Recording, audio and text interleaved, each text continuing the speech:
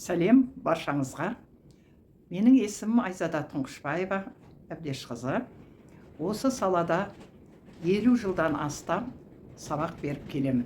Тігін жайлы, киім пішіп тігуден.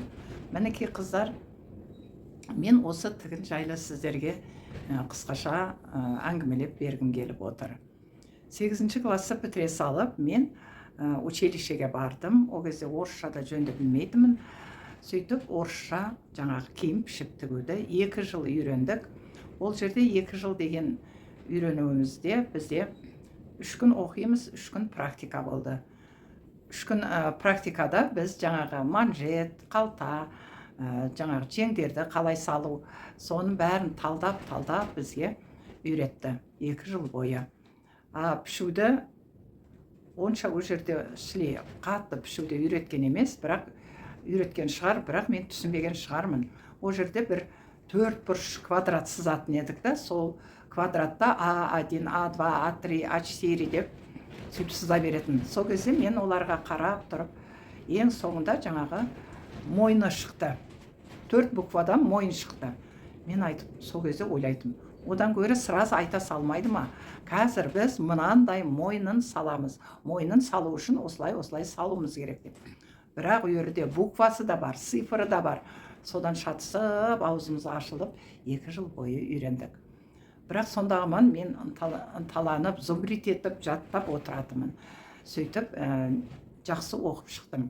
Жақсы оқығандықтан мені сол киім пішетін жерге, ательеге закройщица ретінде жіберді. Үйерге барып, мен конспектімді көрсетсем, менің конспектіме Таня деген орыс апамыз күлді. Мынаны мұсырға лақтырып жібер. Қазір бұл салада кім үйретеді дейді да, бұл қажет емес, миды ашыту. Қазір мен саған деді, 1 апта боламын, 1 аптада көрсетіп шығам қалай пішуін деді. Сөйтіп, сол кісінің арқасында мен өте жеңіл, оңай түрінде үйреніп шықтым. 1 аптада мен негізі үйреніп алдым, бірақ 1 аптадан кейін кетейін дегенде мен қатты қорқыныш болды. Ары қарай мен не істеймін деген. Ол кісі тағы да 1 аптаға қалды, документтері тура болмаған екен. Қуанышым қойныма сыймай, осы аптада мен егжей-тегжейінің бәрін сұрап білуім керек. Қалай примерка жасау керек. Ол кісі примерка жасап көктетіп, цехқа жібереміз. Көктеп келгенде біз мынаяқта примерка жасайтын едік. Кеңдеу жерін алып тастайтынбыз. Тар болса, жаңағы сәл босатамыз. Бірақ запасты ол кісі 2 сантиметрден боковойдан қояды екен. Мінекей мен сол кісінің арқасында закройщица болып шыға келдім. 2 жылдың ішінде көп деген нәрсені үйреніп алдым. Қыр-сырларының бәрін. Мінекей қыздар, қазір кезде сол жерде үйренген сол өнерімді, білімімнің бәрін мен сіздерге ұсынып отырмын. Комментарияға жазыңыздар. Үйренгілеріңіз келсе, менде онлайнда сабағы бар. Егжей-тегжейінің бәрін үйретіп отырамын. Әрине, ниет қылу керек, алдыңызға жоспар қойып, үйренгім келеді, үйренем мен. Неге адамның істегенін адам істейді ғой, мен де сол сияқты адаммын, істеп үйренем деген алдыңызға үлкен мақсат қойсаңыз, бұны оңай үйреніп шығасыздар. Міне қыздар, мен қазіргі таңда онлайн арқылы бар жоғы 10 адам үйретемін, жеке-жеке. Қазір жеңілдікпен 15 мыңға беріп отырмын.